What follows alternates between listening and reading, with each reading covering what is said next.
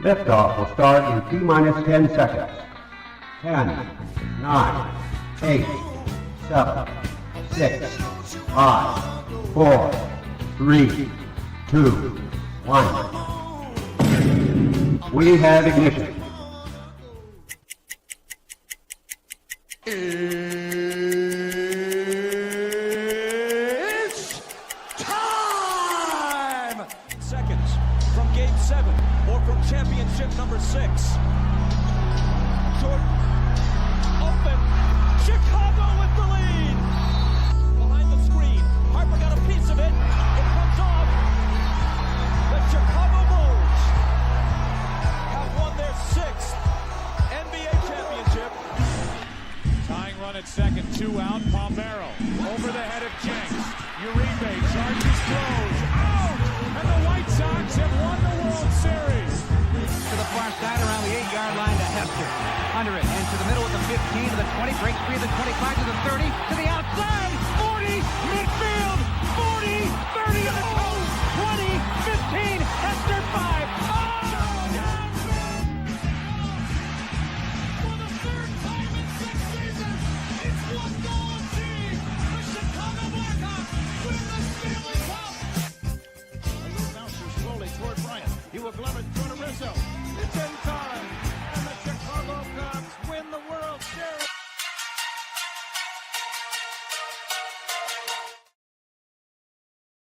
What up, what up, what up? Welcome to ShawnSierraSports on Sports Zone Chicago. I'm your boy, the SuperBack, Shawn Sierra. Thanks for tuning in. All right, you're watching us on our YouTube channel. Excellent! Now listen, you can tweet the show, tweet us at Sports Zone Shy, that's CHI at Sports Zone Shy. Now, if you want to follow me, I try to make it easy for you, but them damn hackers got me. So listen, on Facebook, which I'm still not privileged to, Shawn.Sierra.2025. And on Twitter, I'm at ShawnSierra33. But on Instagram, Snapchat, and TikTok, I'm still at the Shawn Sierra. Listen, I got a great show, but I need you to get interactive. So leave a question on what the platform you're watching us. It'll come up here in the thread. We'll put it up on the screen. We'll incorporate it into the show. And that, my peoples, is what makes this the best morning Chicago sports talk show around. And that's you. So bring them all, baby. Questions, comments, smart-ass remarks, because ain't nobody scared over here. Like The Rock said, baby, don't sing it. Just bring it. Let's check the chat, because the chat is jumping, baby. Jumping. Cornelius Squalls checking in. It's the top of the morning, Shawn, and Sports Owner Salute. Bear down, FGB. What? FGB. Black Diamonds in the house. Top of the morning, gang. FGB is here. The start of a special season. I told you I got 13 wins pending health. Hopefully the football gods will be on our side this season. I hope so as well. And my man, Junior, the happy birthday, Shawn. Happy birthday to you, Junior. Tomorrow is our birthday. So they gave, you know what? I got to put those up. They had, it was cool. They did something for me at CrossFit, which was kind of dope. Yeah, it was kind of dope.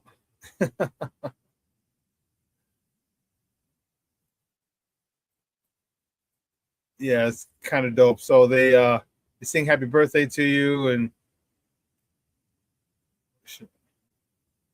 then it's wild. They sing happy birthday to you, but to a weird song. And then they give you a cupcake, and yeah, it was cool, man. Let me tell you, I was grateful. You know, I'm grateful my people at CrossFit care about your boy, you know. So, but come on, man, you're killing me.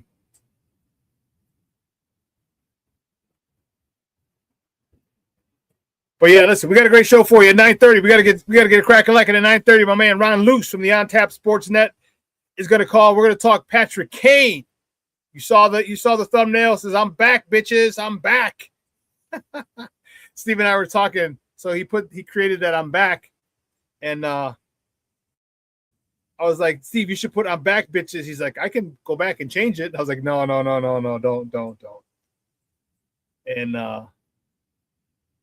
so it was funny. I'm telling you this. There we go. What the fudge crackers? Come on. Anyway, just trying to upload this picture here. This was at 5 a.m. Why is this not uploading? I don't get it. Anyway.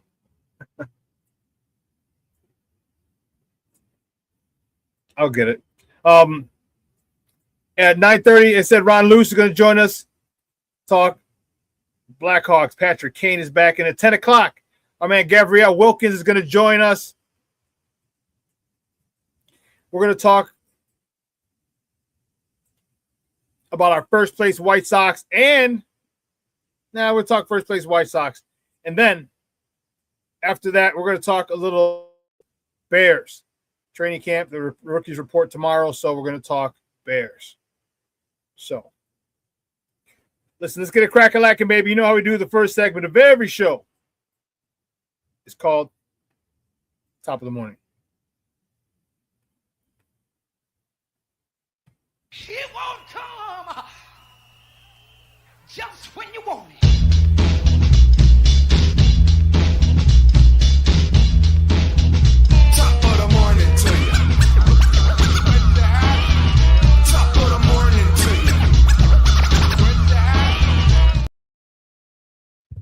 Let's go. The first top of the morning topic. Which way do we go? Which way do we go? Which way do we go? We'll go here. The White Sox, baby. The White Sox take the rubber match of the series with the Texas Rangers 4-2 and come home. I'm fired up about our boys. Big time win on the road. They're starting to win on the road. So you better watch the hell out because our boys they're doing it. All right, staying with the White Sox. The White Sox, this is the first place. White Sox host the Astros tonight at Wright Field. First pitch is at 6:40 p.m. Central. You can catch that game on Chicago Sports Network or listen to it on their flagship station, ESPN 1000. That's 1000 a.m. The probables for tonight's game. For the Astros, the cheating, the trash tros. Spencer Arrighetti, who's 7-5 with a 4.34 ERA, going up against our mans. Davis Martin, who's 9-5 with a 3.31 ERA. Next top of the morning topic, the Cubs, they fell to the Detroit Tigers, lose the series 2-1. Okay. They just can't seem to gain any ground on Milwaukee. Right? They just can't. All right, but staying with the Cubs, the next top of the morning topic, the Cubs traveled to Steel Town, to Pittsburgh, not to Gary. No, they're not going to Gary. They're going to Pittsburgh. The Cubs are in Pittsburgh tonight for a weekend, starting a weekend set against the Pirates. First pitch is at 5:40 p.m. Central. You can catch that game on the Marquee Network or listen to it on their flagship station, 104.3 FM or 670 AM. The Score, not 67, 670. There you go.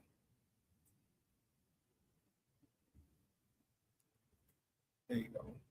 670 The Score or 104.3 FM. The probables for tonight's game for the Northsiders. Matthew Boyd is on the bump for you guys. He's 6-1 with a 4.15 ERA going up against Jared Jones for the Buccos. He's 2-1 with a 4.05 ERA. Next top of the morning topic is news that came across the wire yesterday. And let me tell you something, Blackhawk fans were excited. I am excited too. Patrick Kane, arguably the best American-born hockey player ever to live, re-signs with the Chicago Blackhawks, 2 years, $16 million. He's going to probably be paired on the same line with Connor Bedard once Connor Bedard gets healthy. And that is going to be an unbelievable line. I am looking forward to that for the next couple of seasons. telling you, the next couple seasons, that is going to be something to watch, something to be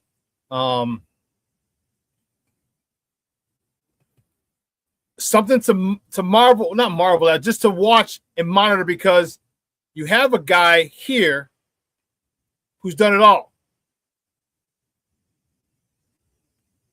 You have a guy who's done it all.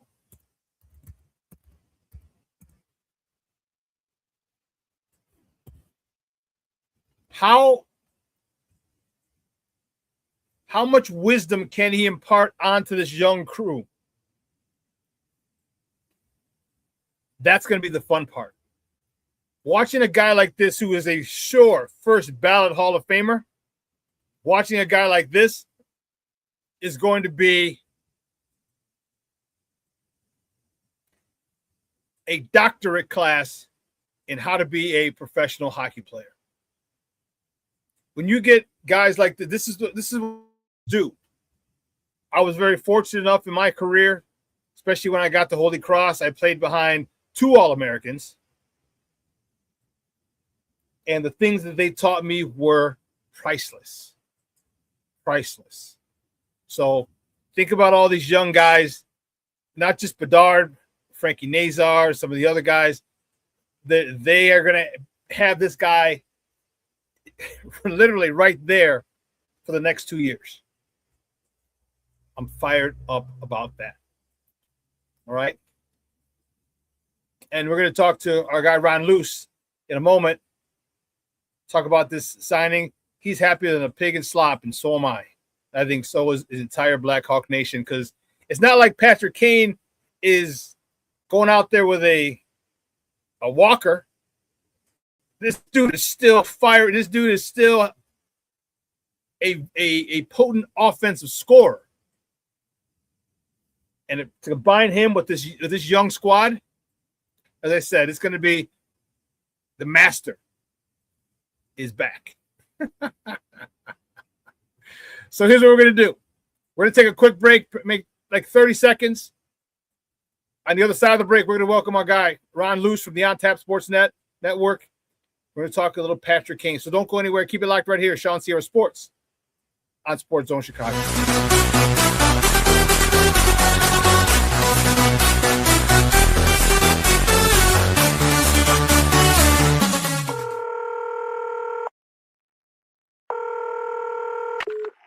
Operator 901, where's the emergency? 127 Brymere. Okay, what's going on there? I'd like to order a pizza for delivery. Ma'am, you've reached 911. This is an emergency line. Large with half pepperoni, half mushroom. You know you've called 911. This is an emergency Do you line. know how long it'll be? Okay, ma'am, is everything okay over there? Do you have an emergency or not? Yes. And you're unable to talk because... Right. Okay, is there someone in the room with you? Just say yes or no. Yes. Okay,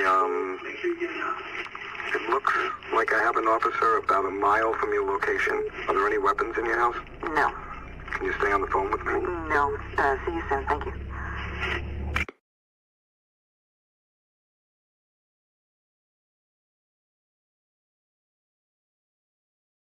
Every day, we take steps to keep the people we love safe.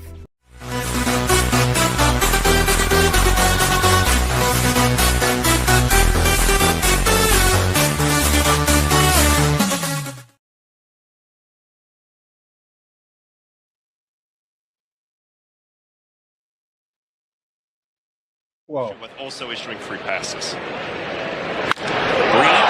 hammered left field. That's back on its way, and it's gone. Seiya Suzuki blasts one into the bleachers in left field, and the Cubs jump in front 1-0. Suzuki with home run number 17 and a no-doubter. He's been the hottest player on the team for the Cubs. There's a line drive into left field. Happ coming on. Slides and he makes the catch. He steals a hit from Zach McKinstry. And then attempts to double off Carpenter at first. Happ, outstanding left fielder. He's won 4 Gold Gloves. The last 4 in left field. I mean, the mantle most likely. Welcome back to Shawn Sierra Sports on Sports Zone Chicago. Those comes courtesy of ESPN. My mistake initially attributing those to the Marquee Network. Those are from ESPN. Those videos, we appreciate the use of those. My first guest, I'm fired up to talk to him. It's been a minute, and we're going to talk what many Blackhawk fans, well, all Blackhawk fans are talking about. That I think the entire hockey world is on its ear in Patrick Kane's return to his hometown. Because just to be honest, we got him when he was 18 years old. He was here, what, 14, 13, 14, 15, something like that? Like he literally almost half of his life was here in Chicago. So he is ours. Okay, we saw him grow up. Okay, saw him stumble, saw him make mistakes. We saw him at his lowest, then we saw him at his highest. And the people like that we consider our own are the people we care about, the athletes that we care about and hold a special place in our heart.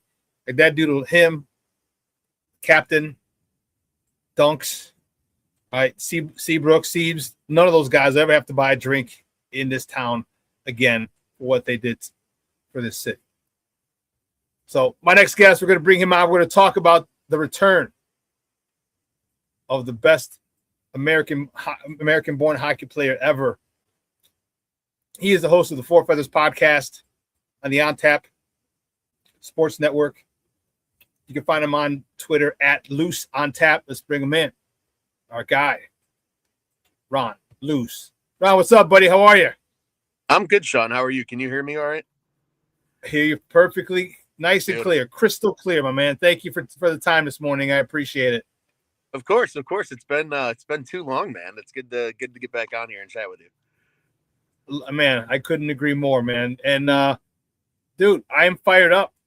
Talk to me. I mean, we knew that Chicago was one of the possible destinations. Chicago, because it's his second home. Buffalo, because it's where he was from. And Chris Chelios actually, I guess, broke the news inadvertently last week on Chicago Sports Radio that those were the two spots. And it was here.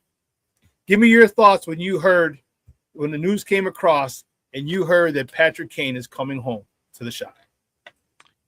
Man, I'll tell you what, I didn't need any coffee yesterday. There's no better kick of caffeine. Good news early in the morning when you're just getting your day started. But, it's really neat. And I'll tell you what, I think once it felt like it was possible is when it was like, okay, like now it has to happen. Right. I know tons of conversations with people. It was like, is he coming home? And it's like, I hope so. And they're like, if he doesn't, it's going to be heartbreaking. And it's like, it will be, because there was hope and they gave us hope. And I'll tell you what, it's awesome that he chose to come back to Chicago. I mean, the news itself was spectacular. I've never been so excited over an Elliot Friedman tweet in my entire life. And on top of it, just to think that,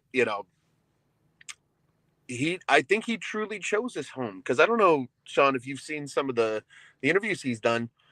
He lived longer in Chicago than he did, because he still does, even when he was playing in Detroit. Right. Chicago right. homes. He's lived in Chicago longer than he lived in Buffalo, because I think he said he left Buffalo at 16 to go play in the O. So right. It's crazy to think that, maybe at the end of the day, he truly did feel like this is just home and this is where he wants to end his career. And it's awesome to see. It is. It's got to be, dude. I mean, think of the love he's got, man. Think of how, he realizes that he is revered here, right? And it's no secret. Blackhawk fans have kept it no secret. You, the captain, okay, even the guy, the Bufflins, the Sharps, like even the guys from the 2010, you guys they're heroes here, for what they did for the city three times in 6 seasons. Insane.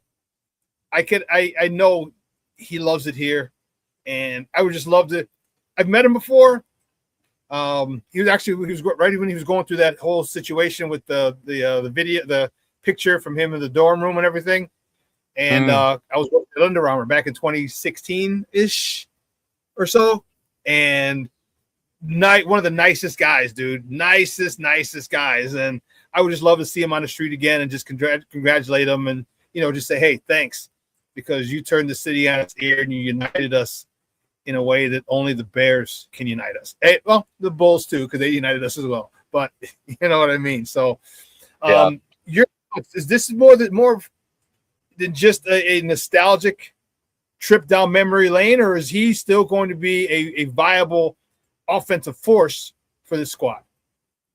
I mean, I fully expect him to still be a viable offensive option. I mean, you said it best. You know, he not only is he coming in here to be another prime example of how to be a professional in the city of Chicago, but I mean, he put up 57 points in 67 games last year as a 37-year-old. I mean, this guy still got it. Like he was probably, and I would argue he was playing with lesser talent in Detroit. You know, outside of probably DeBrincat and Larkin and Raymond. I mean, they've got a couple good players, but most of their depth was, you know, like Patrick Kane was supposed to be the move that took the Red Wings over the top and got them back to the playoffs. So you look around this team, he fills such a huge need too in this lineup, because I think everybody was sitting there going, who is the other top six winger? Who's the other one?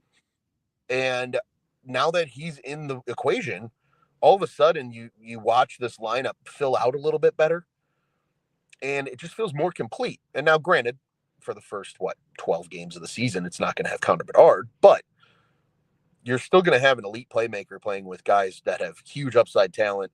Anton Frondel, Frank Nazar, even maybe Oliver Moore gets a little cup of coffee with him if he's playing on the opposite wing. And those guys, I think, are going to allow Kane to still be a viable option. I fully expect Kane to – I think he could absolutely – I think if he gives you 50 points, that's a beautiful thing, because a 50-point season would have put him third on the Hawks this year. Only two guys that got above 50, and that was Bertuzzi and Bedard. And Bertuzzi narrowly squeaked above it, and that was just because he had so many goals. So I fully expect Kane to come in here and be a viable option, still be an offensive threat. And now it's going to be good for Bedard too, because now teams can't just gravitate to Bedard and try to swallow him up on the power play, or, you know, even at 5-on-5. I don't know how much him and Bedard are going to play together. I personally think that Kane might be a better fit playing with Anton Frondel, but I fully expect them to play together on the power play, and I think it's going to be incredible. Those two on each opposing dot is going to be a lot of fun as Bo and Byram's slapping it around from the point. How much of a boost is it going to be for whoever's line he is on? Because now he's going to he has to get the majority of the attention. And as we all know, he is one hell of a playmaker. You want to triple team me, through the law back, just the law. Then somebody's open and he finds you. So how is that going to help these youngsters who are really trying to get their foot get established in this league? How is that going to help them, you know, to really feel comfortable and get a lot of points on the board early, you know, to make their transition or their stay in the beginning of NHL's career to be a positive one? You know, I think it goes more than just Kane being a playmaker. I think obviously the physical aspect of it will be huge, right? Crisp passes for guys like Frondel, for Nazar, for Bedard. You know, these guys have great shots. They're going to be able to tee off on these. You know, we're going to see more accurate passing, and that's going to be something that certainly improves the hockey team. But I really think where he's going to bring a ton of value for these young guys, especially more so Frondel, more so, you know, maybe even, I guess you could kind of maybe even say Nazar still, just because of the amount of time he's missed with injury. I fully believe that all of these guys are going to learn the IQ side of the game from Patrick Kane. And I think that's going to make their lives easier.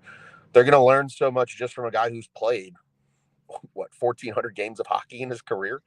I mean, that alone is such a huge advantage, because now, you know, he can turn around and show these guys, say, hey, man, I saw you here. If they do that again, you know, just go to the net or do this. He's going to help put guys in good positions because he's such a hockey nerd at the end of it.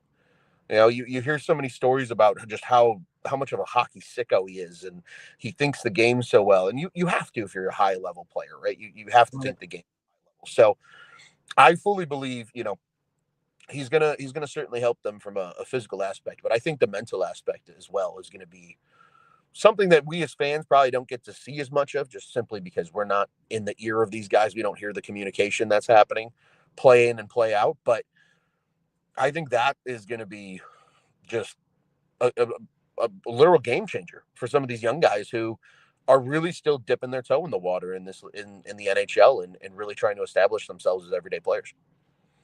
So then talk to me about what it's going to do for their careers, because one of the things that I said, and you played football, so you understand, and with this conversation came along with Caleb, and Justin Fields, is that whenever you move up a level, grammar school to high school to college to pro, the most important level of coaching you get is that first year to help you establish the routine. You get these young guys in their first year, or maybe not even their second year, but not even having played a full 82 game regular season games, so still technically a rookie year. You get a guy like this saying, hey, when this happens, I need you to go here. When this happens, I need you to be here and be ready, and I'll find you. How's that going to help them in the beginning of their career with the IQ and become better players over the long term? I think it's going to be huge. And again, I think this is, this is another example of just these guys. Patrick Kane knows how to win. He's been on winning hockey teams for a huge piece of his career. He's been a part of some of the greatest memories in Chicago sports history.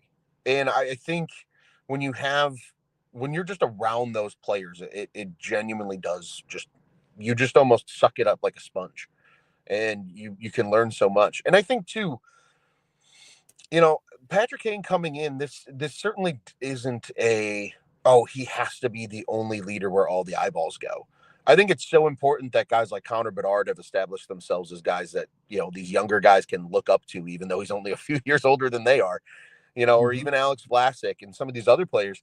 And I think because of the diversity of experience in that locker room, I think that's going to help a lot of these young guys. It's not just all young guys now that are like, I'm just as new to this as you are. Let's kind of learn together.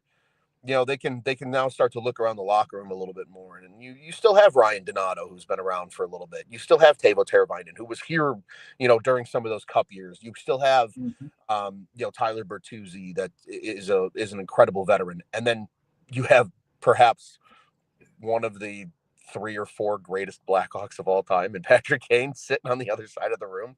I think it's just going to elevate them because there's just more experience to draw from, to, just like you said, establish that routine.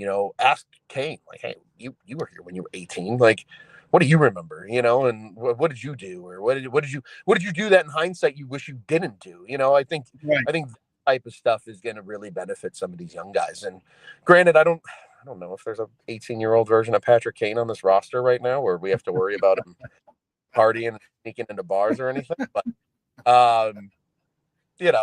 it certainly probably helps though to have a more wise version of Patrick Kane back in that locker room, because you can tell some of these guys what not to do too. And that's true. I mean, how many stupid things that we do, at 18, 19, 20, and oh yeah. Oh yeah. And especially when I got a fake ID at 19. So I had like two full years of acting a fool on Rush Street and the clubs downtown when I came home. So, those were crazy, crazy times.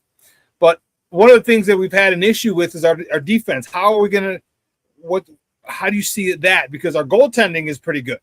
All right. Our goaltending is pretty good, but I mean, you can't let the dude get peppered 40 times a game. I don't care how good you are. Some are going to sneak through. How do we show up that defense, all right, to stop our goalies from getting peppered 35, 40 times a night? Well, I'll tell you this right now. Patrick Kane certainly will not have defense, but that's okay. That's not what he's here to do. And I really do think the team is going to take a little bit of more of a step forward defensively. Obviously, another year for the young guys is huge, and I think the addition of Bowen Byram finally puts the defensive group, especially the top 4, kind of over the top a little bit. I fully expect Byram's probably going to play his offside, so he's probably going to be your number 1 right D. Probably playing with Alex Vlasic. That's a really nice twosome there to lead things off. And then I think it's probably going to be, Wyatt Kaiser and maybe Artem Levshinov. And, Blashill's system is really fascinating. I one of the greatest watches, I remember Wally Masaryk on X. A lot of Blackhawks fans are probably familiar with his page.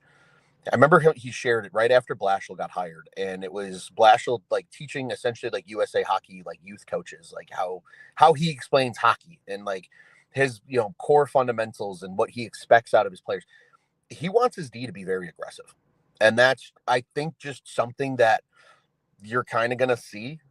Vegas did a lot of it early on, and it was something that Blashill even admitted like he likes how Vegas plays because it's not so much about, okay, sit back on your toes or on your heels and, let the game come to you. It's kind of take the game to it. And sometimes you're going to get burned, but that's why having a guy like Spencer Knight's huge in those situations because he can make the big save when you need it. So, the defense I think is going to improve. I think Ian Cole is going to be a very, very valuable veteran as well. I really like that signing. I know a lot of people are like, why are we signing another old guy to an overpriced contract? But I mean, Ian Cole is one of the best, just pure depth defensemen that exists. He knows how to hold the blue line. He gives you a little bit of offense. And again, just another veteran voice that these guys get to play with. In years past, it was, Alec Martinez for a couple of the guys that have been here long enough, like Vlasic and Kaiser. But, for these new guys, it's been this young group. It's just been, they were learning from Connor Murphy and Grizzlick. So, yeah, I think getting another perspective in there with Ian Cole, he's got 2 Stanley Cups. I think that's going to be huge. And then just an influx of talent, I think, with a guy like Bowen Byram is really going to make a difference. I fully expect Bowen Byram to play like 26 minutes a night. I think that's going to happen more often than people realize. We're gonna see some Seth Jones level ice time numbers, I think, throughout the course of the season. Maybe not all the time as Seth Jones was, but probably pretty close. I wouldn't be surprised if his average time on ice is probably going to be somewhere around like 23 minutes. So, I just think all those additions and these guys just getting another year older, it should improve the defense at least a little bit. And if it doesn't, then at least Kyle Davidson knows, okay, hey, maybe so-and-so and so-and-so on the blue line right now aren't the answer. And we need to shore that up next offseason. They still have tons of draft capital and they're going to have, we just did the math on this. Blackhawks Cowboy and I did a show yesterday talking about Kane's return. $42 million, I believe the Hawks have in cap space next year after just a bunch of dead contracts and stuff fall off. So they'll have plenty of money to address it if they need to. Yeah. Oh, yeah. How is it going to work? Jeff Blashill, the head coach, you're getting a first ballot Hall of Famer, okay, back in your in your locker room. How do you feel Blashill's gonna? I know obviously we know he's gonna in arms, but do you think there could be, listen, I'm a little, I don't know, kind of pissing for on your territory. Like I'm Patrick Kane from here, but Blashill, like I'm the head coach. You think there could be some sort of maybe initial friction because how can you kind of corral Patrick Kane when he has a resume that he has, but you still have to be respectful of the coach, regardless of the fact that he may not have a long resume. You still got to be respectful of him, especially in front of these younger guys who are extremely malleable at this point. Yeah. I think, if this was Jeff Blashill when he was the Detroit Red Wings head coach, when it was his first time being a head coach, and this was maybe 25-year-old Patrick Kane, I'd be a little more worried about that possibility. But an older, wiser, true professional version of Patrick Kane now he's going to be 38 come the season. Mm-hmm.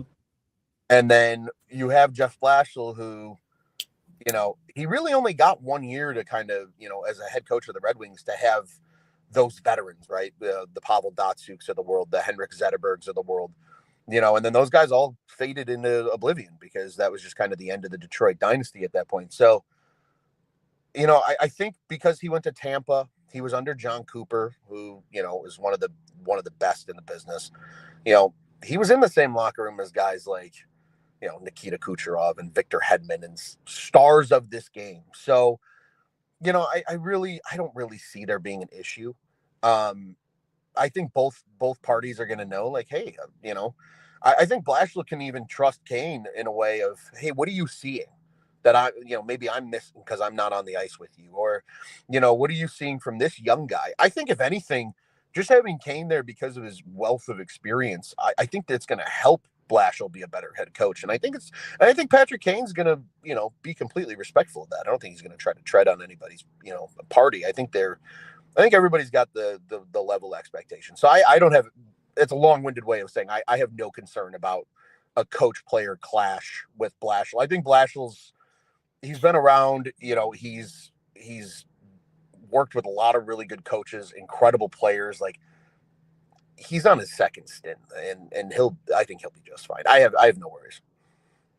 Yeah, that's a good perspective, and the fact that he may use Kane as another coach.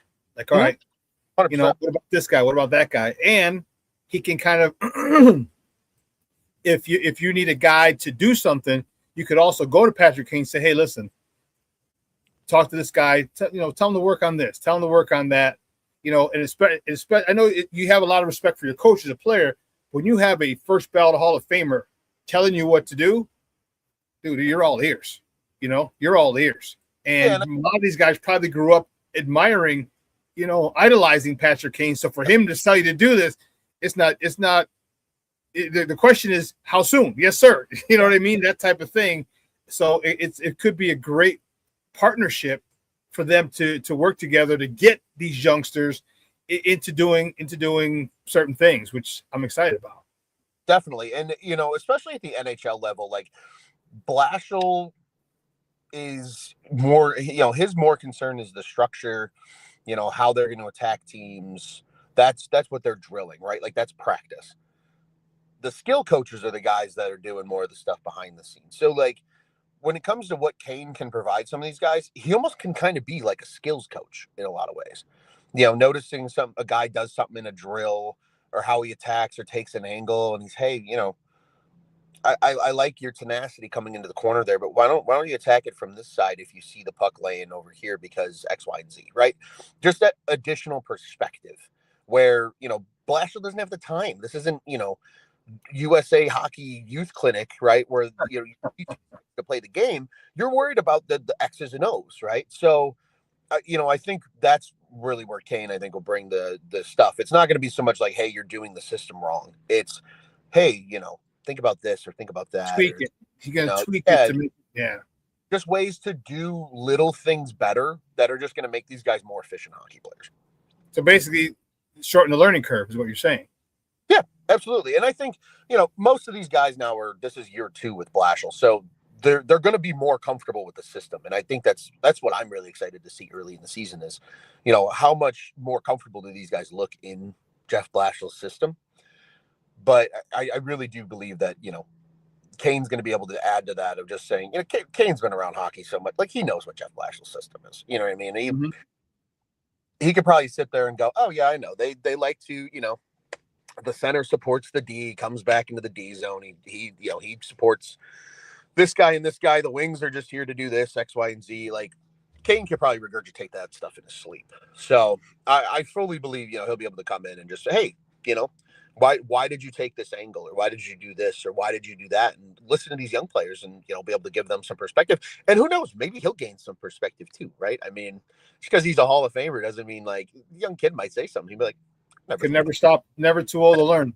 Exactly. So I think the dynamic's going to be great. And I think there was 100% a ton of communication between both parties of just understanding what this return looks like, whether that's, what's your role as a leader? What's your, what are we hoping to get out of you on the ice?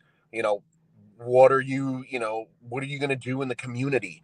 I'm sure there was tons of that stuff that was happening before he agreed and officially signed. So I fully expect, the Kane's here to help the Blackhawks grow, both on the ice, in the standings, and, as well as off the ice too, I think. And I think it's, it's certainly some nostalgia, right? I'm sure, it's going to put butts in seats. It's going to put a lot of butts. Damn sure will. Mine's going to be one of them. Yeah. Hey, I'm going into, what is this going to be now? Year 4 of season tickets. So I already got my tickets for the opener, so I'll be there. And I can't wait to hear that roar when the number 88 is announced. But, I overall, though, I just think he's going to bring a lot to the organization this time around. And I think, too, when you can depart a place and then come back, you bring new perspective that you probably didn't have before. Yes. And yes. I think of that probably in the hopes from Kyle Davidson and company up in the front office of just saying, like, hey, come back and do this. And, yeah, you're going to help us put butts in seats. But, like, we fully expect you to help us be a better hockey team as well. Last question before we let you go, Ron. And, guys, again, we're joined by Ron Luce, one of the hosts of the Four Feathers podcast on the On Tap Sports Network. He's here talking Blackhawks hockey and the return of Kaner here on Shawn Sierra Sports on Sports Zone Chicago to make the playoffs. No, I think they get very close. I would be, if Bedard wasn't going to miss 12 games, I would say yes.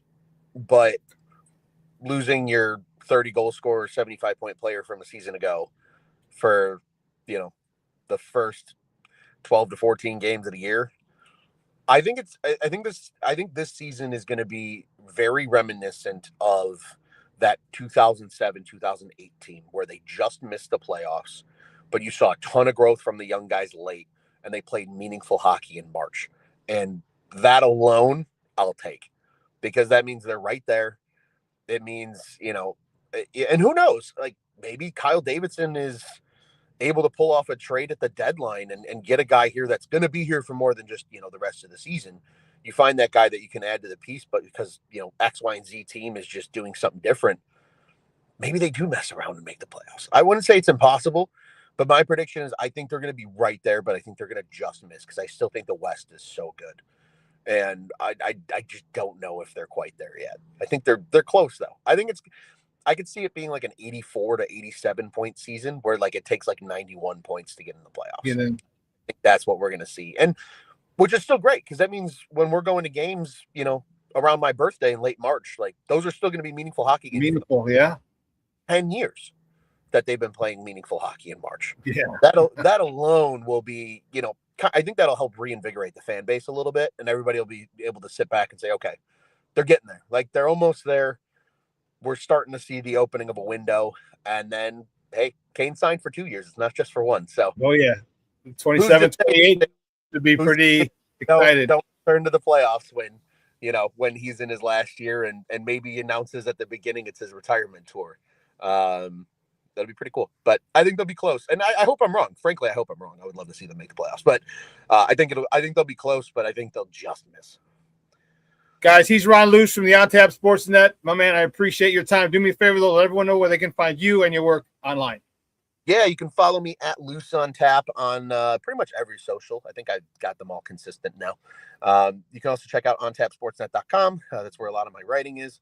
And then, of course, we're On Tap Sportsnet on YouTube, and that's where all of our podcasts go live. So Cubs on Tap, which I've, not on as much anymore, Shawn. I'm taking a little step back, trying to focus more on Bears and Hawks. And I thought you were saying you're focusing on a White Sox. I'm like, whoa, we got no. That's the alter ego Southside Ron that hasn't peeked his head out since 2021. So you don't got to worry about that. But also Four Feathers Podcast and Bears on Tap are other places you can find me. So, but no, Shawn, this was awesome. It was great to get back here and talk hockey with you. And it feels like full circle. It's been a while, and Patrick Kane's back, and it's all feels like beautiful Friday. Yes, the world is definitely all is right in the world now with Kaner back in the 88 sweater. That's for sure. Man, great stuff. I appreciate it. We'll talk soon, Ron. Thanks. Absolutely. Take care, Shawn. Have a good one. All righty. Guys, that's Ron Luce from the On Tap Sports Network. Fired up like all of us Blackhawk fans are fired up that Kaner is back. Boom. Rises up. All red. Hey, let's take a real quick break. And on the other side of the break, we're going to welcome Gabrielle, our guy Gabrielle Wilkins. We're talking about our first place. Let me say it again. I don't want to stutter. Our first place. Chicago White Sox. Yeah, baby. All right, keep it locked right here. Shawn Sierra Sports on Sports Zone Chicago.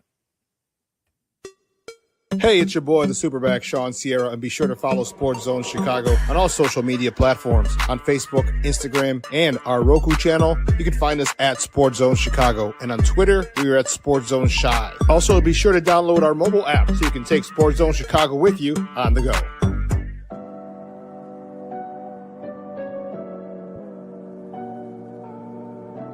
How do you take care of your mind health? For my mental health, I meditate in the mornings. I have my dogs.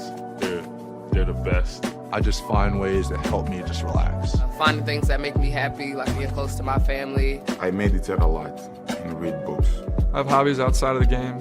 I'm able to switch off. I'm able to turn my brain off from the game of basketball. Your mind health matters. Your mind health matters.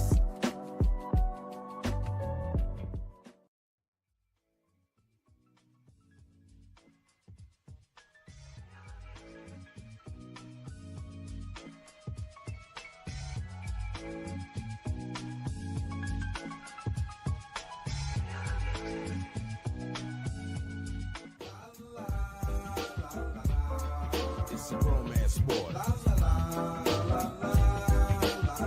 What? It's a romance sport like that. Your Marine Corps' way of life is to defend the American way of life.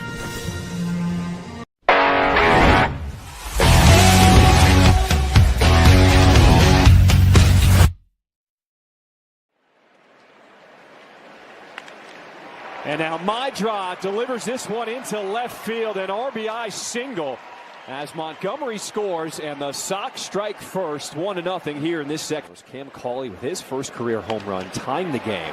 Here's a bloop into right field, and Chase Mydra will drive in Murakami as the Sox retake the lead. Right-handers that have done well against Benintendi have had that hard slider that drops down and in. A sinking line drive will draw up in front of Cauley as Braden Montgomery scores. RBI single now for Andrew Benintendi.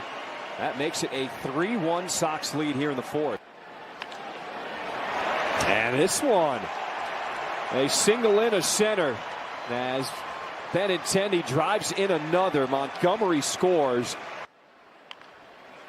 This could do it. Weak ground ball to second base. Mydra makes the play. Ball game. Welcome back to ShawnSierraSports on Sports Zone Chicago. Those clips courtesy of CHSN, Chicago Sports Network. Those were the good guys from the South Side. Man, taking the series. I tell you what, to win on the road, okay, to win on the road is huge. All right, down in Texas.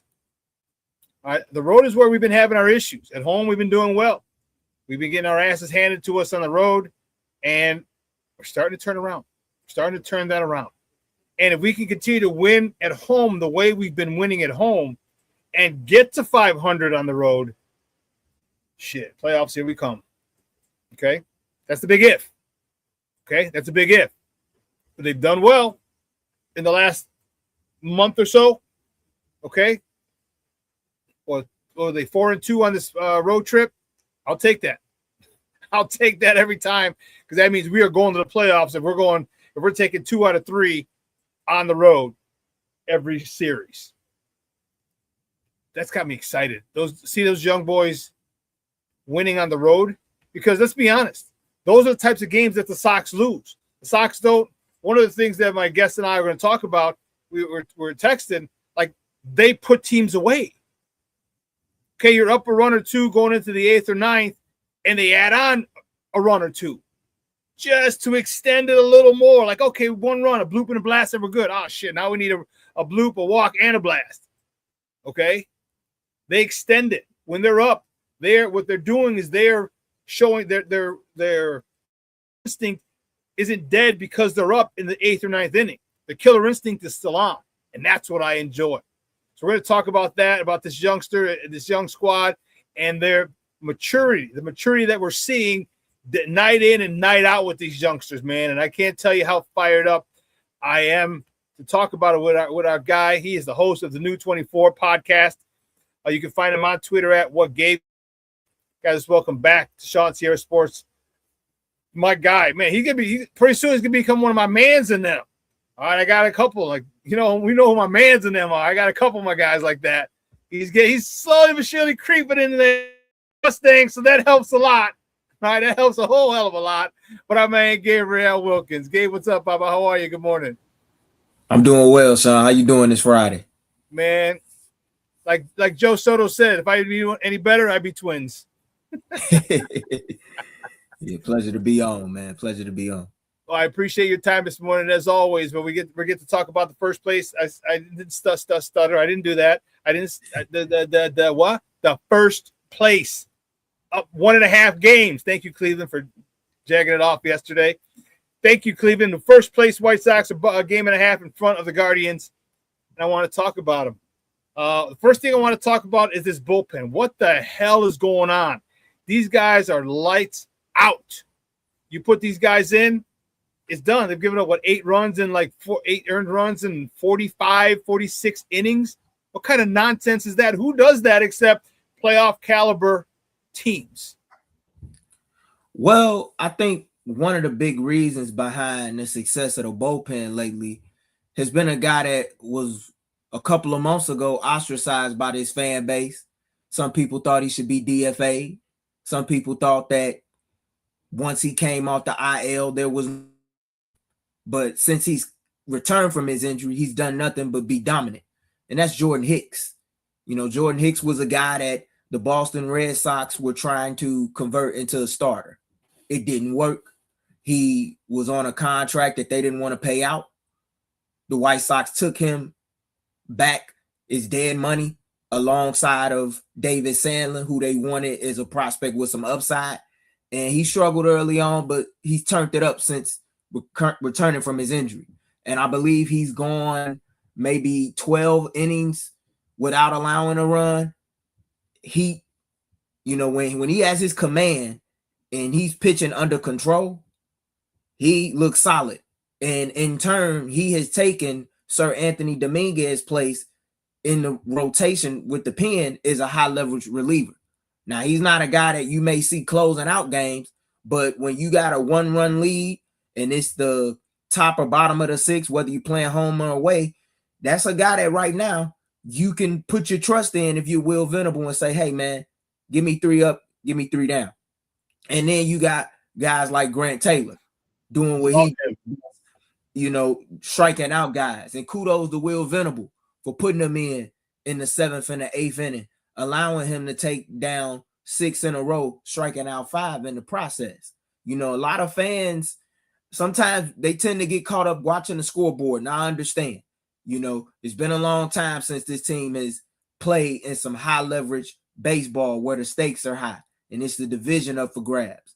But I think Jordan Hicks, alongside of Grant Taylor, beside Brian Hudson, a guy that I believe at one point in time they let go only to bring him back in, he's been a godsend. And that you talk about bargain being arms, Brian Hudson has been that and more, and been an incredible setup man. So I think that's what's led to them being able to close out some games on the road. And you talk about how they struggled on the road prior to me coming on, Shawn. This is a team that has won 3 out of their last 4 road series, including splitting with the Cleveland Guardians at the top of July. And that was a series where they easily could have had 3 out of 4 if not bullpen issues. But game 1, young team, still trying to learn, still trying to figure it out. You still see some mental errors here and there, but that bullpen, in my opinion, has been led by Hicks, Grant Taylor, Brian Hudson, and I can't forget about Sean Newcomb, who also played a pivotal role in closing some games in that Cleveland series. You heard me. I was just about to say that. And it's good to see. It's good to see because the bullpen had been an issue. Okay. And the fact that they're starting to get it together is a dangerous thing for the rest of the AL Central and the American League. Let's keep it a buck. All right. Because we're good at home. Okay. And we have guys who step up, different guys who step up. And Munetaka Murakami hasn't even gotten hot yet like he was before he went injured. Imagine when that dude starts getting hot. Now you're in some deep trouble when that dude starts hitting.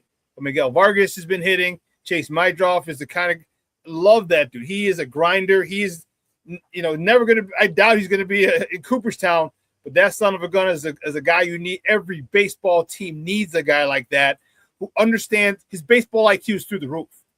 He understands that if I need a big hit, cool. If I got runners on second and third, I don't need to swing for the fences. I need a blooper. I need a base hit is all I need. I need a gapper. And he understands it. His approach, you can see it in his approach and his stance, the way he attacks pitches in various situations. I love it. I love it. I love it. I love these guys. I love the fact that they don't quit. I love the fact that they're producing.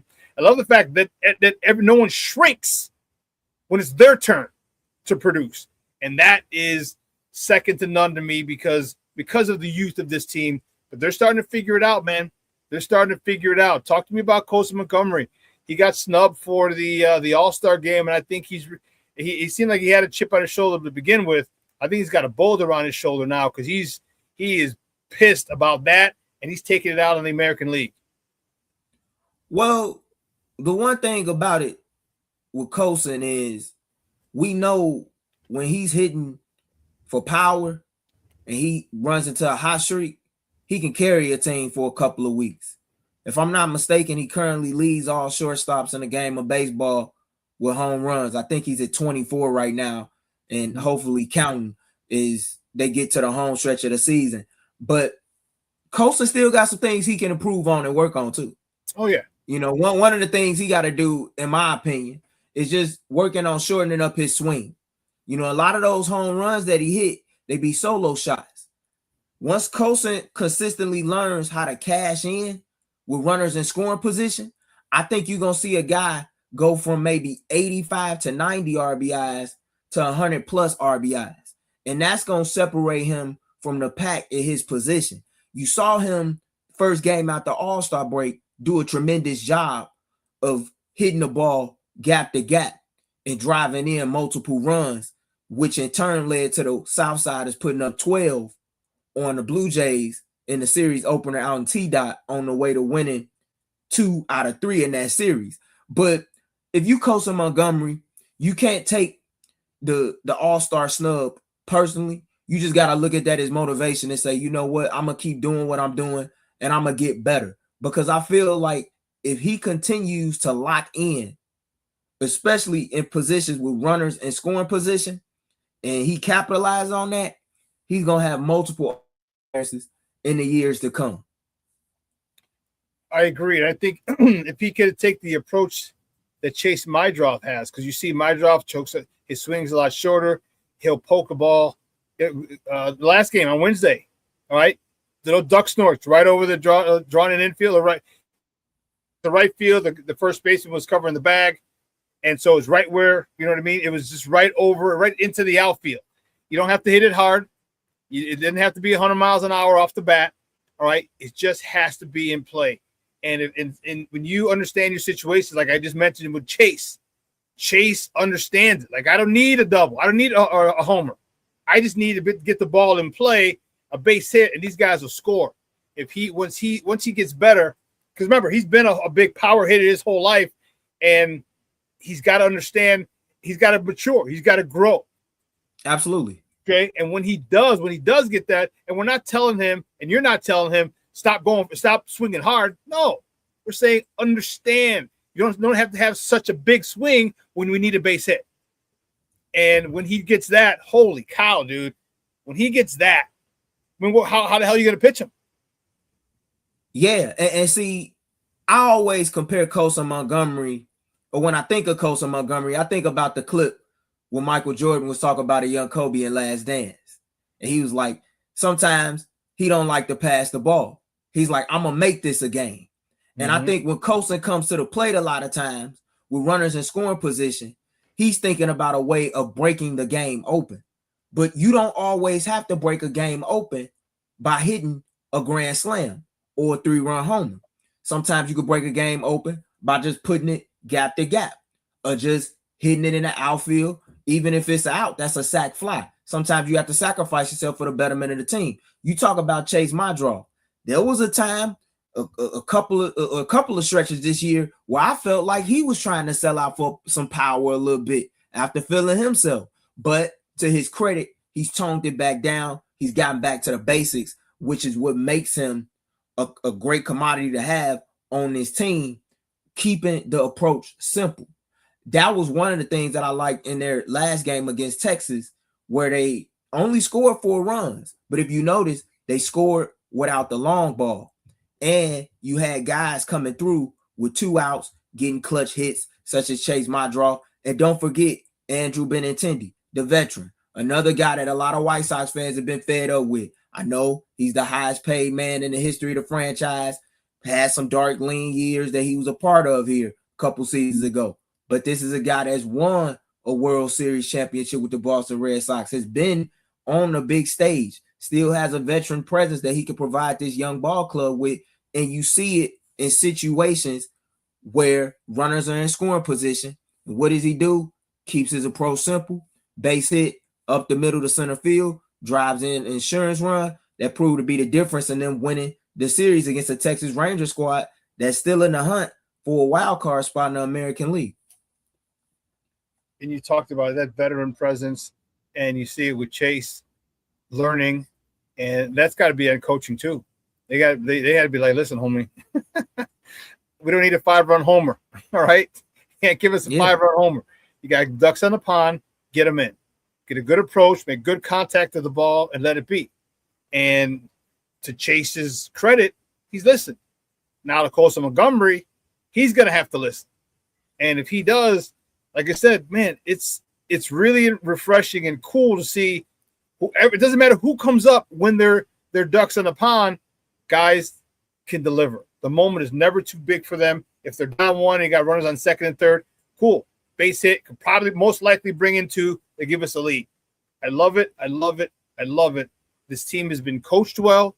This team has taken coaching well, and this team truly believes that they are never out of it until the 27th out is recorded, and that is, of course, has to fall on the shoulders, square on the shoulders of Will Venable. And some smart guy once said coaching matters, and man, truer words were never spoken. But talk to me about the starting rotation.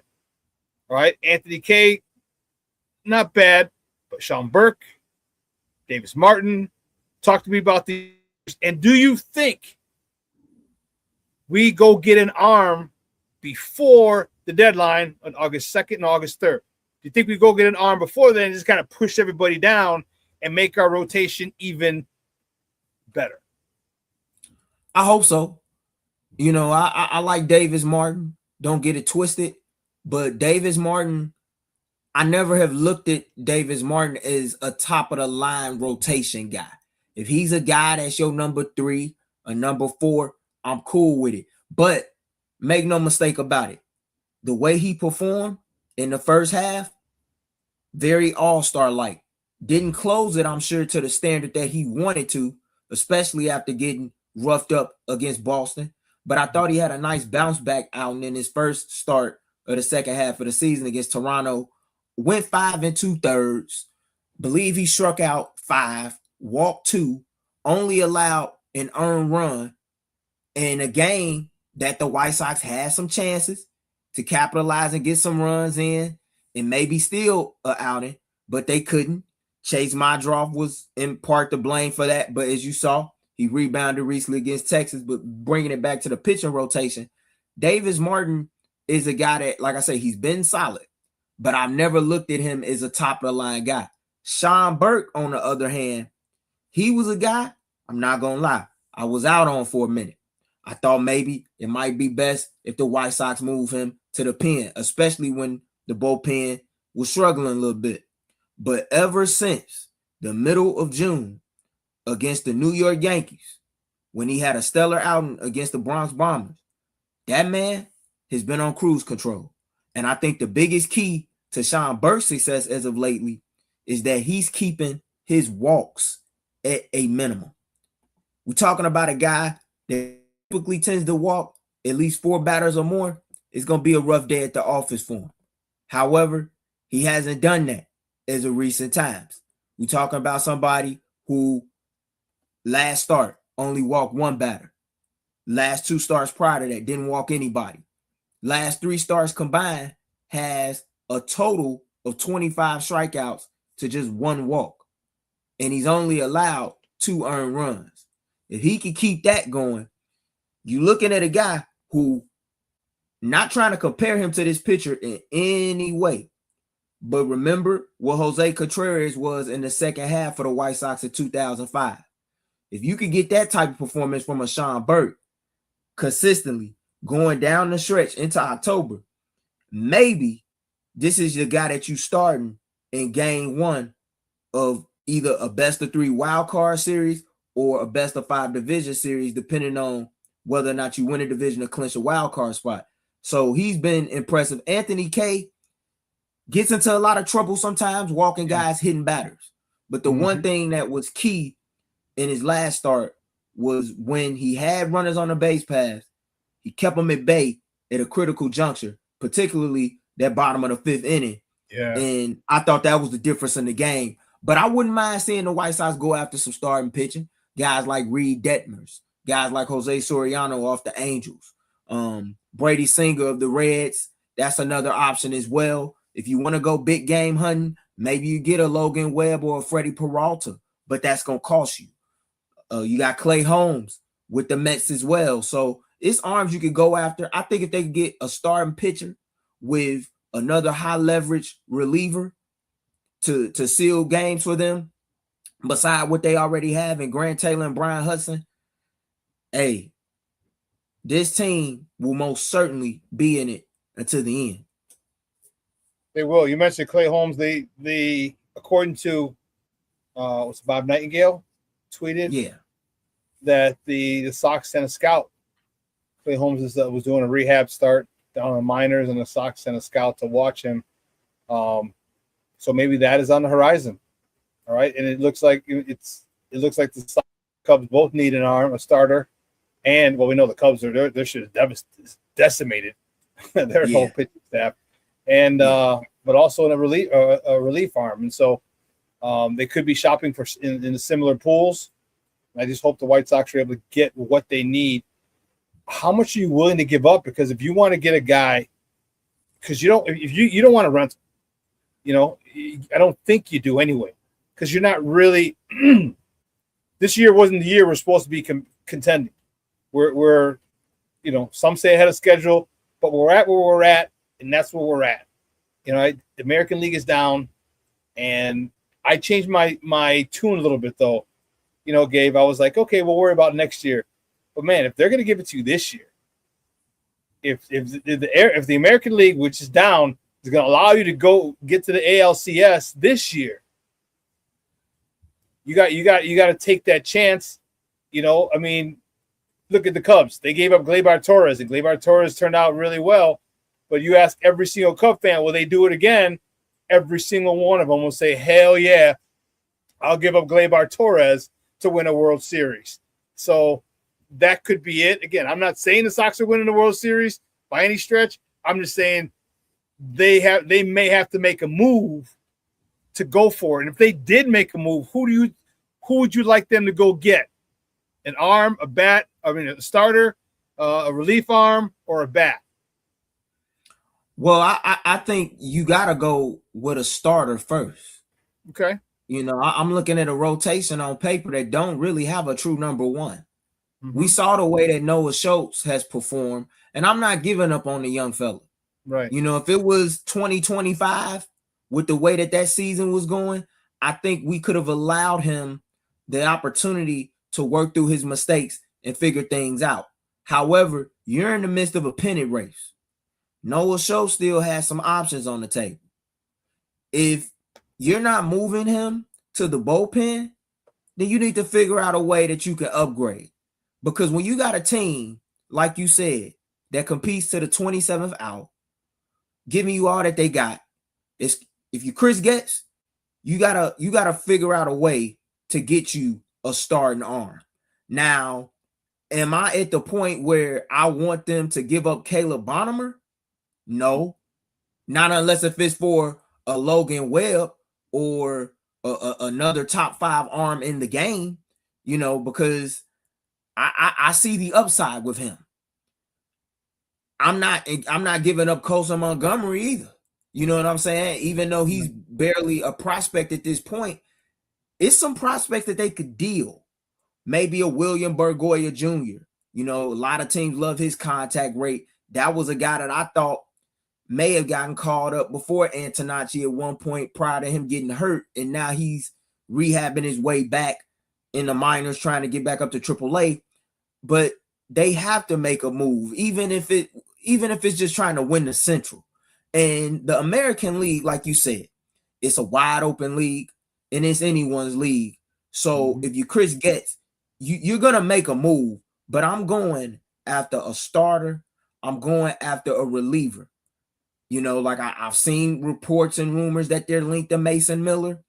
I would love Mason Miller, but I know that if you're gonna trade for Mason Miller, you're gonna have to give up something significant.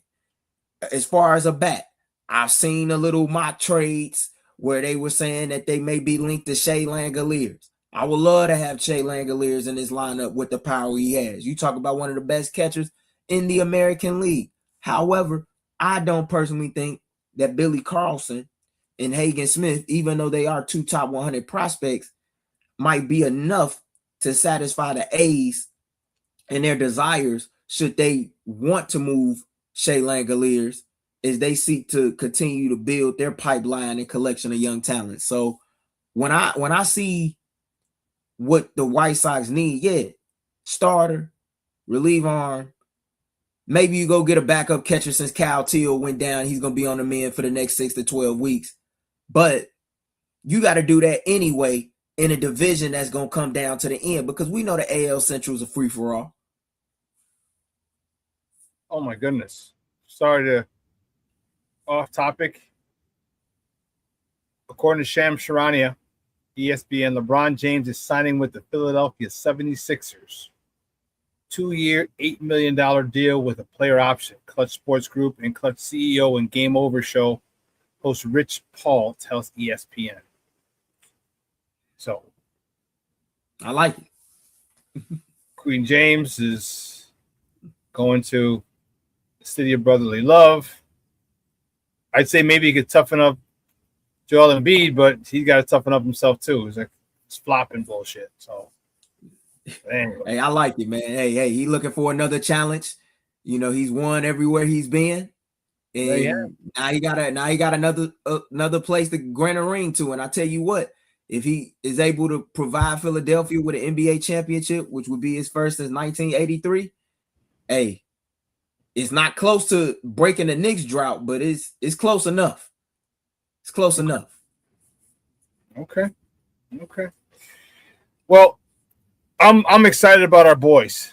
We're back home this weekend. How soon do you think Munetaka Murakami gets back into the swing of things? Gets back, because we're just literally just waiting on him. Because once he does, I think this thing just takes off. Because I believe since when he went down, a lot of other people stepped their game up. Miguel Vargas, Chase, Colson, Tristan Peters, everyone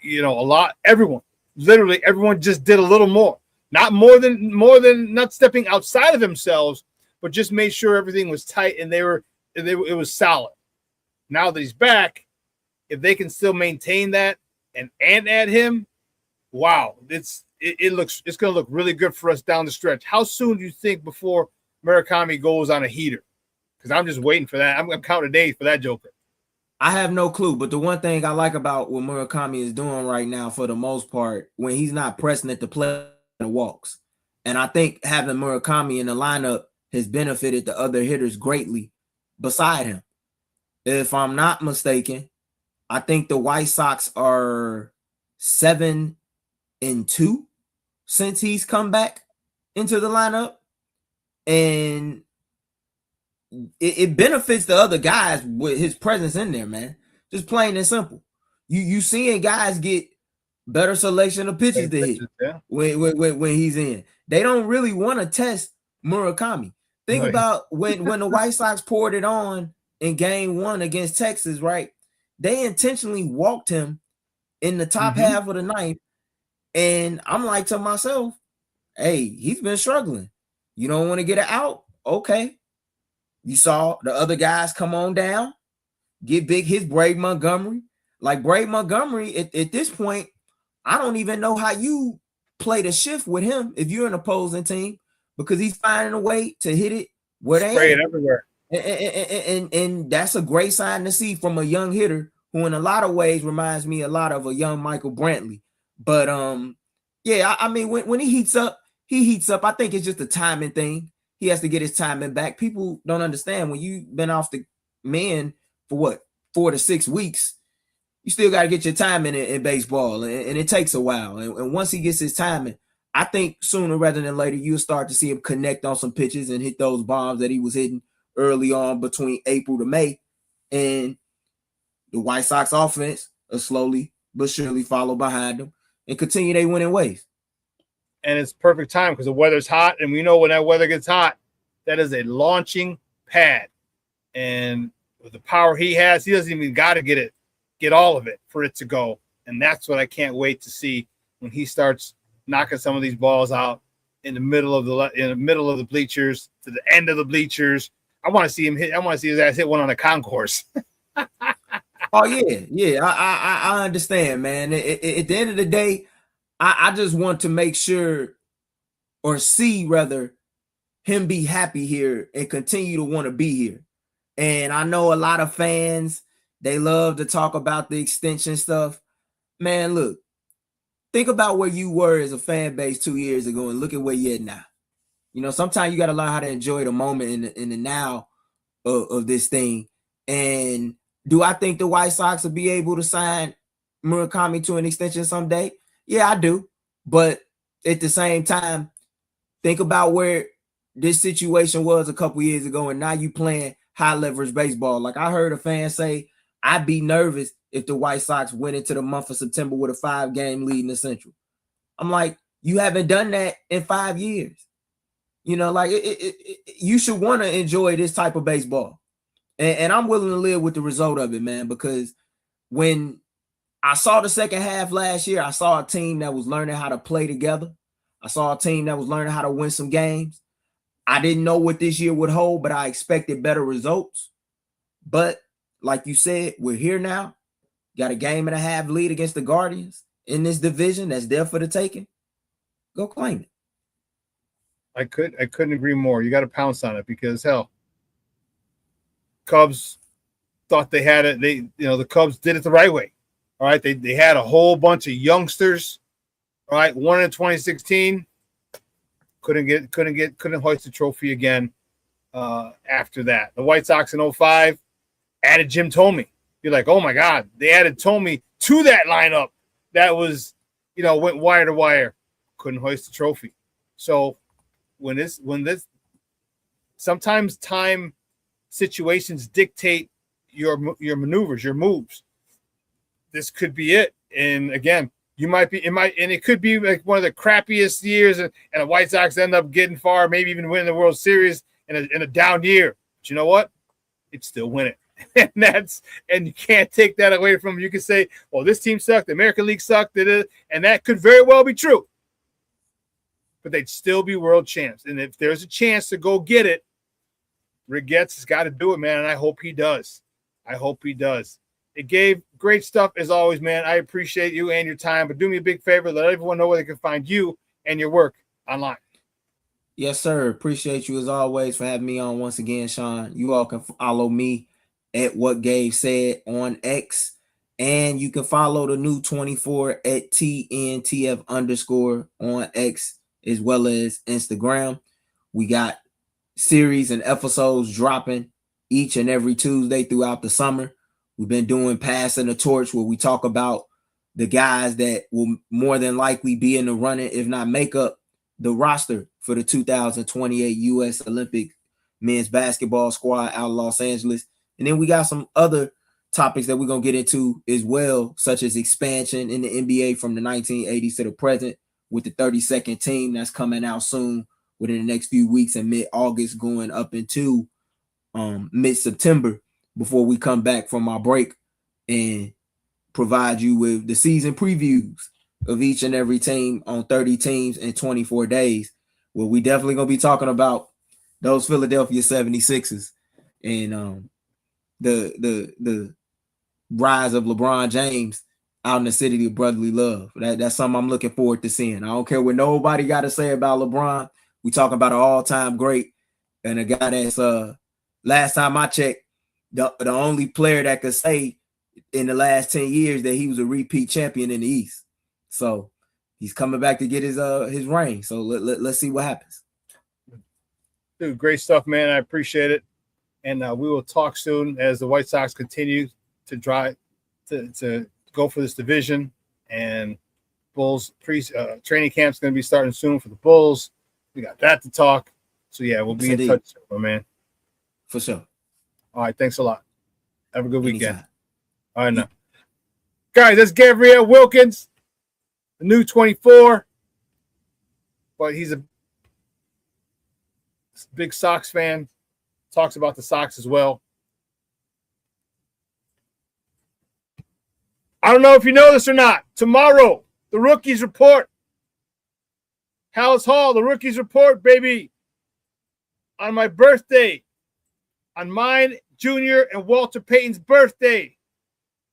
The Rookies Report. The Hallis Hall. I'm fired up about it.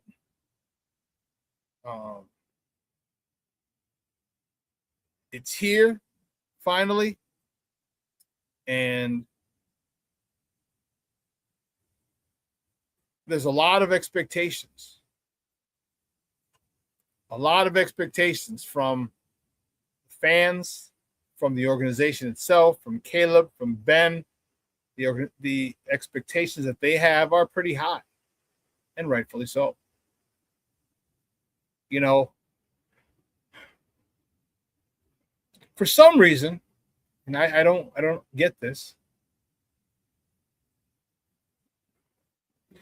A lot of people, a lot of prognosticators have said that Detroit is favored to win the division. Granted, they beat us twice last year. I get it. We still had the best record in the division. And I don't understand why people are taking the Lions to win the division. The Vikings suck. They got a new quarterback in Kyler Murray. Listen, he's going to be the starter. You don't trade for him and have him compete for the job. You might say that, but, he's going to walk away with that starting gig. The Packers, there's something about them right now. They're just not – they're not all in sync, it seems like. There's something going on up there. And I think if I'm Ben, I think I am using that disrespect. It's interesting. Coaches will use outside talk when it benefits them. Otherwise, it's just outside noise. We don't pay attention to the newspapers, the reporters, the fans. But I think Ben is going to use that as motivation. The lack of respect that they're giving us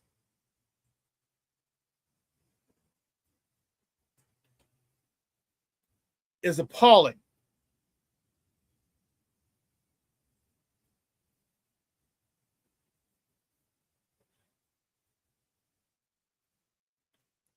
You won the division last year. You won, was it 13 games? And you still are picked second. In a year where you're not learning a new offense anymore. Okay, I can see where your thought process is if you're looking at the defensive side of the ball. A lot of the people with the huge number of turnovers are gone. Nashawn Wright, Kevin Byard, and Tremaine Edmonds. Those three had the bulk of the interceptions. It looks like we stood pat at the deadline and didn't really add an edge rusher. We're counting on Dayo Odengbo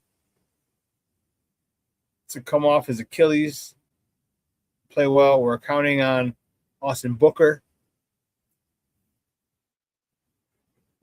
who looks great, by the way. He's filled out, looks like a monster.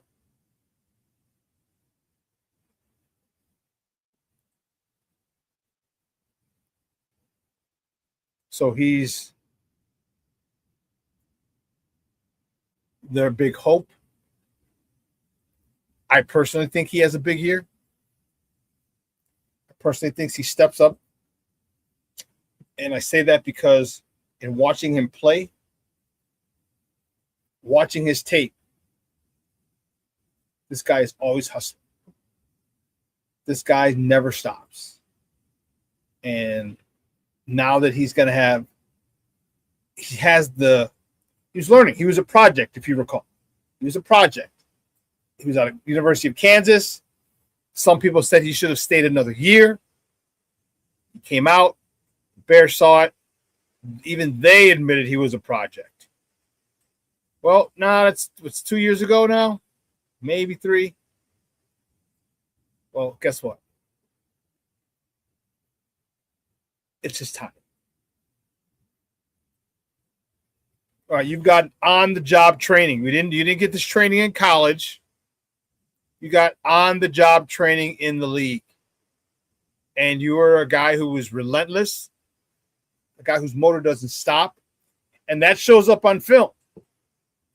Now that I assume you're going to have better technique. You're going to have more moves, more counter moves.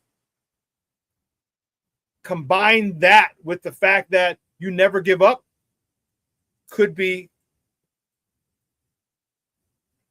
the beginning of a breakout year for you. And most importantly, I really hope that Austin Booker, and Montez Sweat, and everyone else are able to get to the quarterback in the third and fourth quarters. Okay? In the third and fourth quarters. In the second half of games, I would love to see more sacks in the second half than I do the first.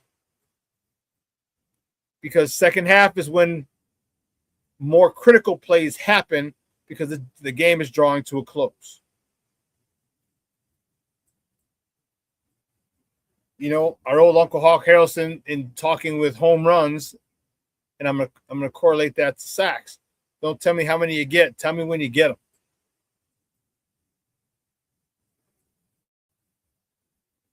And that's what I need for this Bears team to understand. Like in the third and especially the fourth quarter, we need to dial up the pressure. People were to see like, oh snap, the Bears are good on defense, but in the fourth quarter they really turn it up.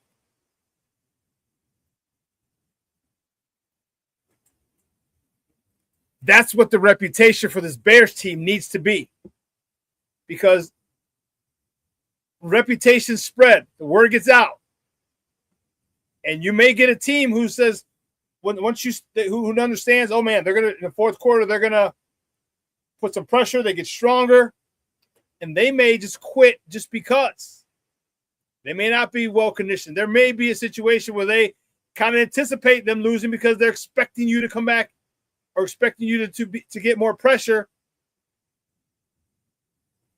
thus stopping them from scoring. Reputations are a son of a gun. Reputations are a son of a gun. So they got to earn that, earn it quick. And I don't want a lot of comebacks. I want us running out the clock. I want us kneeling. I want victory formation a lot. I want 4-minute offenses a lot. And I think with Caleb going into his second year of the same system, mind you, last year it was his third system in 3 years. His third system in 3 years. I'm telling you, it's going to be so much easier for him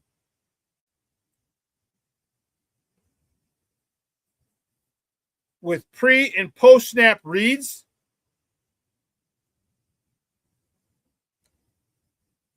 Ben Johnson's going to have them ready. And here's the thing. Here's why that's important.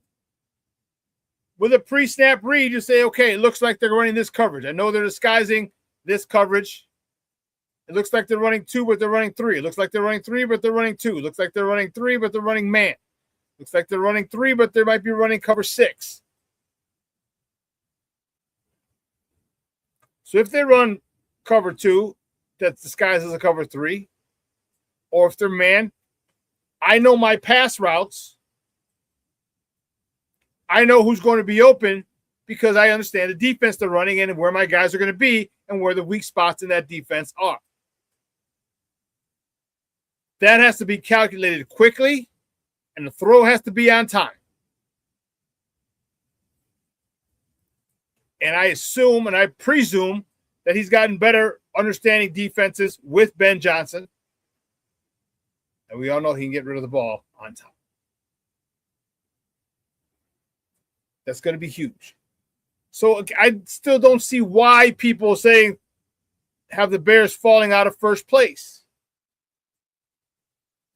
Just don't get it. Just don't get it.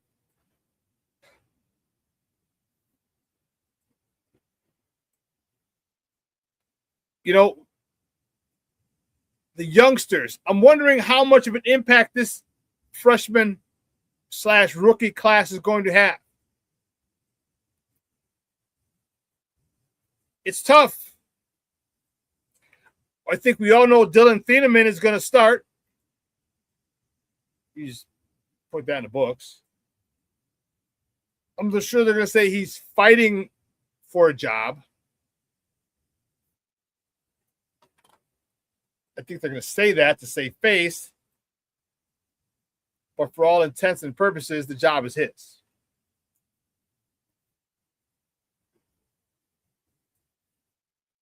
I'm anxious to see how Xavier Thomas helps this team. He surprised people by the sharp routes that he ran.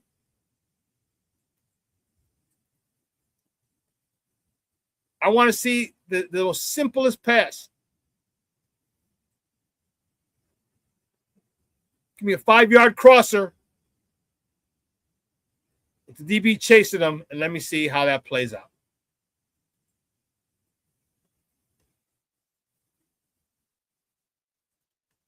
And that's going to be huge because of the fact that here's why. You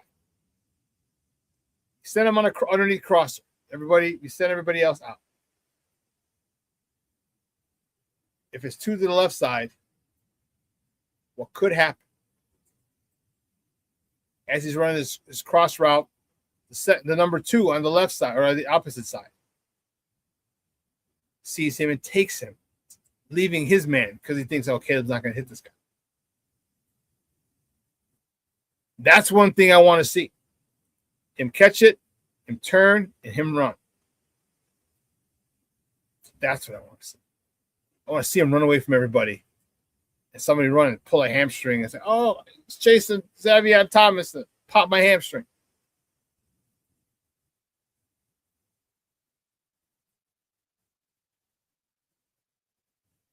Well, listen, it's going to be a fun year. All right? My time has come to a close.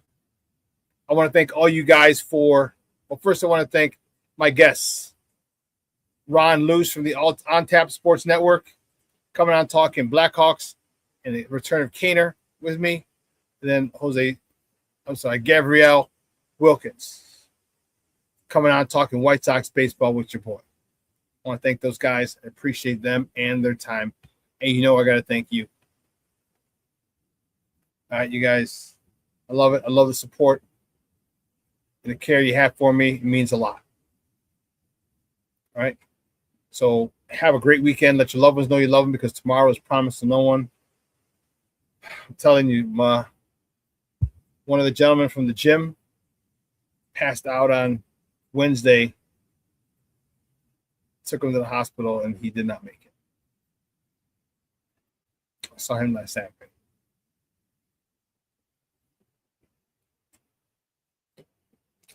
Please let your loved ones know you love them. It's imperative. You get out there, guys. Enjoy this weekend. It's supposed to be about 85, 87 tomorrow. Summertime Shy is in full effect, baby. Full effect. And, yeah.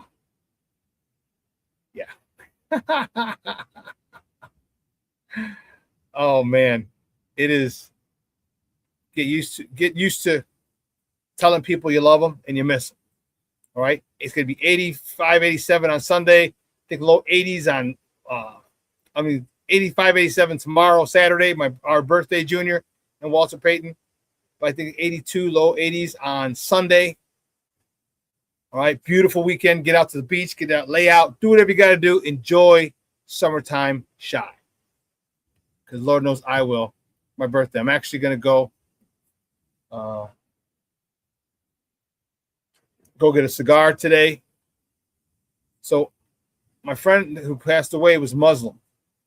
And apparently the tradition is like you bury him the same day that they pass away. Because he passed away in the 4 o'clock class. So by the time they took him to the hospital, because they tried to defib him, I was told they used yesterday to put out the information that today is, they have the whole thing mocked up. So please let your loved ones know you love them, man.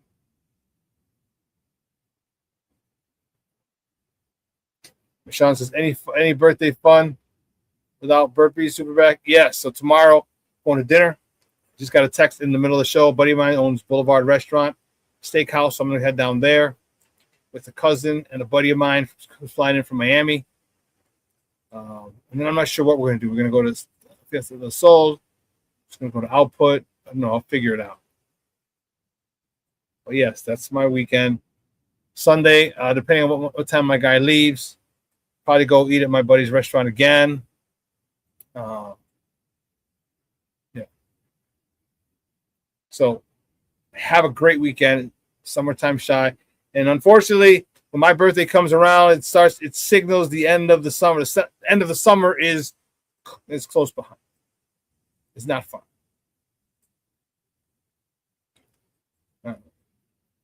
But anyway, have a great day. Have a great weekend. Let your loved ones know you love them, because tomorrow is promised to no one. But from everyone here at Sports Zone Chicago, I'm your boy, the SuperBack, Shawn Sierra. But your boy is out.